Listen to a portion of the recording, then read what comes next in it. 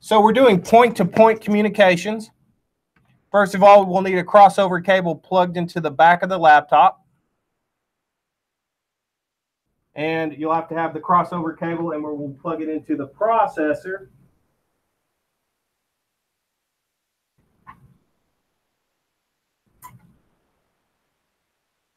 Once that is done,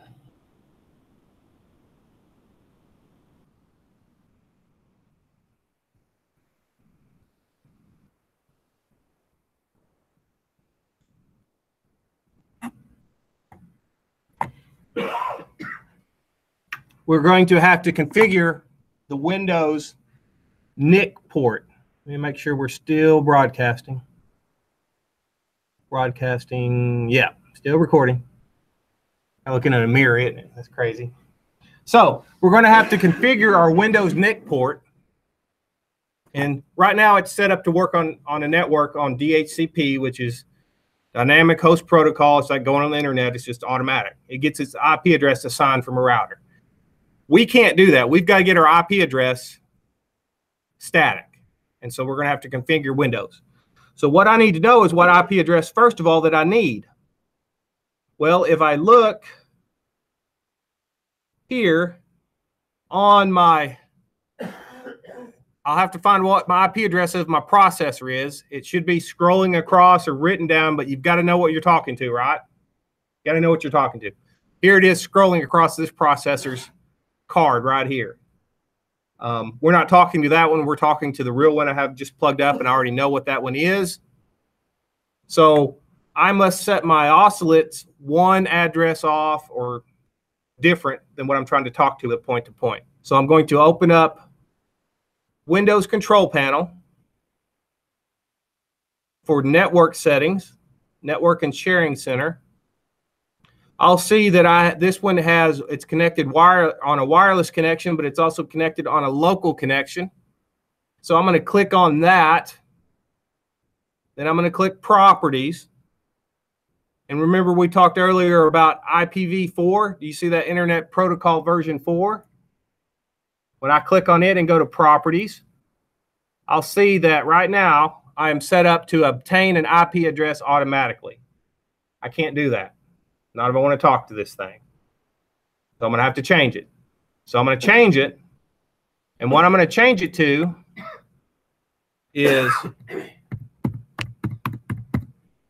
whatever I'm trying to talk to. The first three oscillates must be the same, but you can't be the same to the processor. My processor here is .58. I've got it wrote down. It's .58. So it's 172.30.1.58. I can't use 58, and I can't use the drives because I have a drive on here, and that drive is 59. I got to know what this stuff is. My suggestion to you is pick one at the far end of the spectrum, because most of the time when they set these up, they leave that one empty. So like pick 254 or 1. 1 sometime occupied, but I'd go to all the way at the end of 254, because that's usually, if you're trying to guess, I'm going to say 254 is probably not unused, because this is a local network in our control cabinet, right? Inside the cabinet. It doesn't go anywhere else. And I'm going to hit OK. It says I need a subnet mask.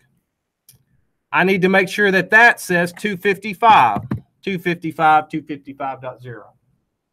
That subnet mask has got to be set that way to talk local. This is saying that I should be able to see everything from 0 to 254. I've got another video explaining subnet mask, but for our purposes, it doesn't matter. You don't have to set the gateway. We're doing point-to-point communications. We don't have to do anything else. So we're going to hit OK. We're going to hit Close. We're going to hit Close. And then we have to set our RS links drivers. It should be set over here. Rockwell Software, RS Links, launch, nope, wrong one.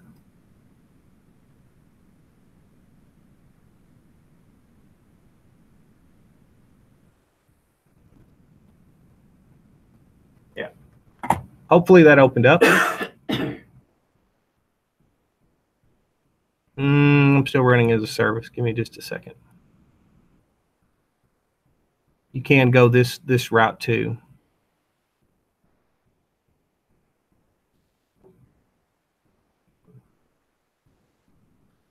Yep, I'm going to stop that.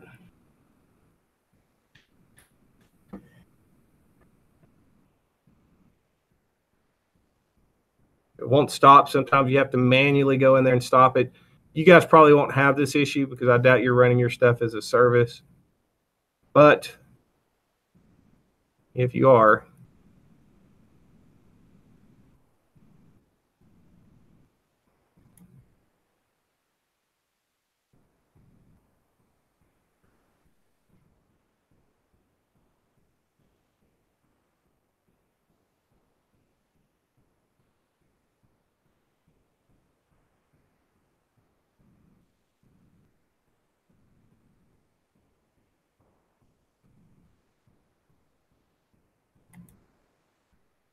all right, services, RS links 32 somewhere.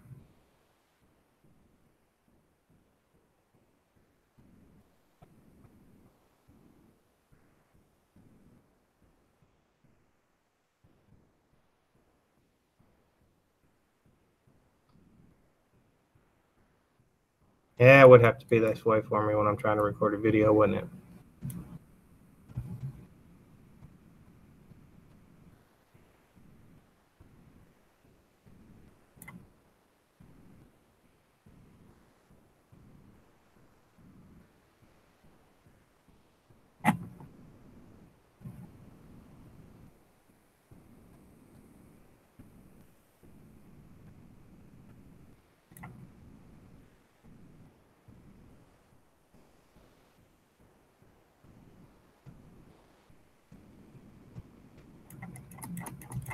And in these instances, you must reboot the computer if you can't stop it as a service. Let's try this one more time.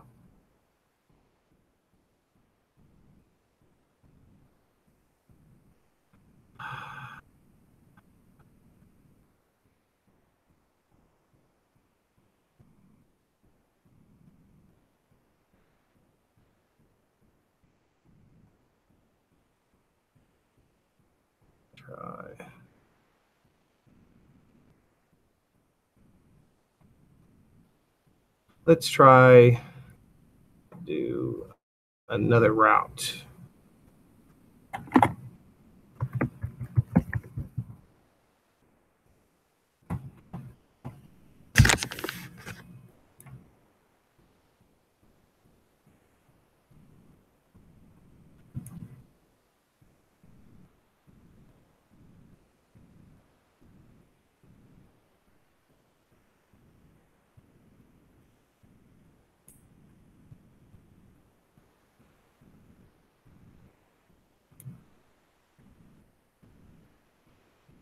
And because I'm running that soft logic, so that's why we're having these issues.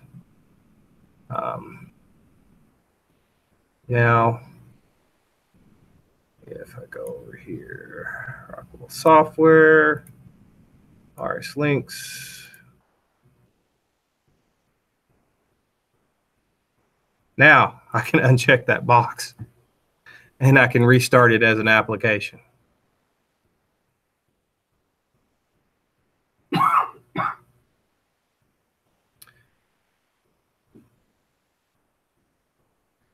And there it is. We've got our classic gateway here. You should already have, you shouldn't have to go through that on your programming laptop. Hopefully not. They don't have it set up like that. Next, we're going to go communications, configure drivers. I need to add the easiest way to know that I'm talking to something is to add an Ethernet device driver. We'll click new.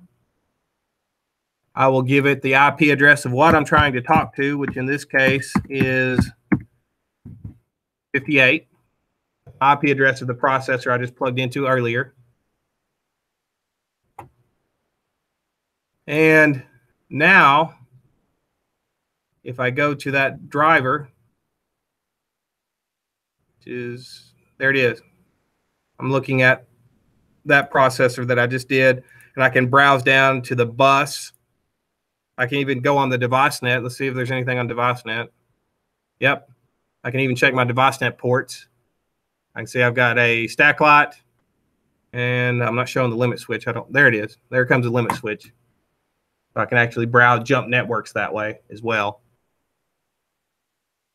And now if I want to get back on the internet with this Ethernet card, I'm going to have to go back there and go put it back on DHCP or automatic, or obtain IP address automatically.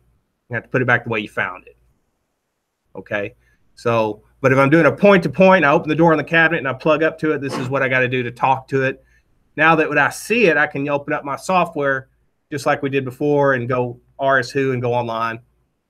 If you're having trouble seeing it, there's also a little trick with Windows called the ping command that doesn't even use RS links or Rockwell software. You can open up a command prompt by typing CMD, and I can type in the word ping. This is a universal to anything with an Ethernet port. And I can type in the IP address of what I'm trying to talk to. And regardless of what is going on with Rockwell, I should see that. And it tells me if I have any issues, it should send 4 pings just saying, hey, is there something there? And it should reply. That's default for everything.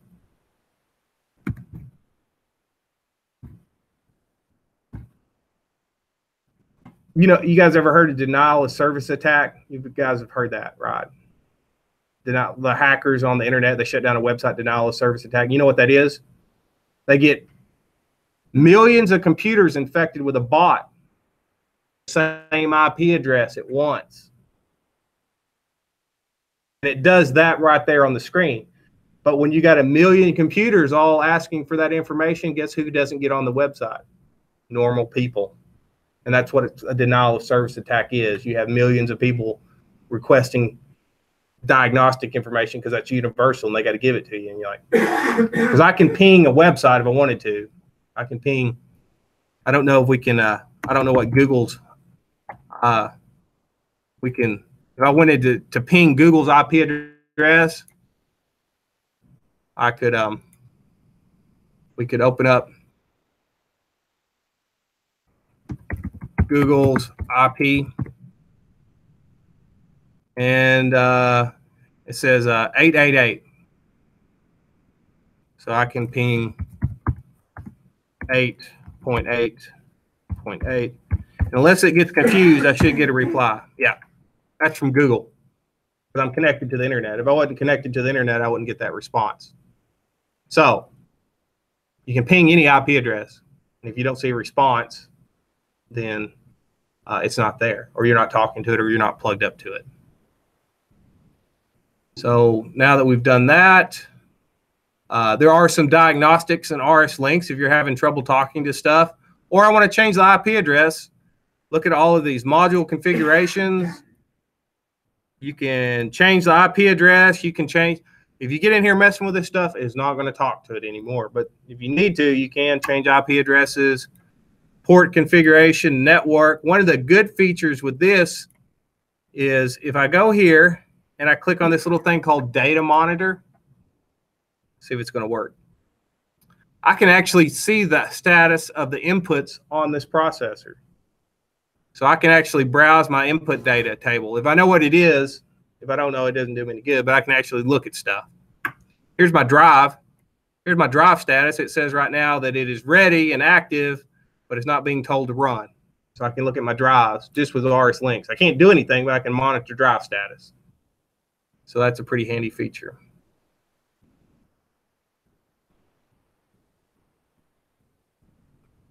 And hopefully it didn't all look like that when we recorded it, but it shouldn't have. So that's pretty much it. I'll leave the broadcast.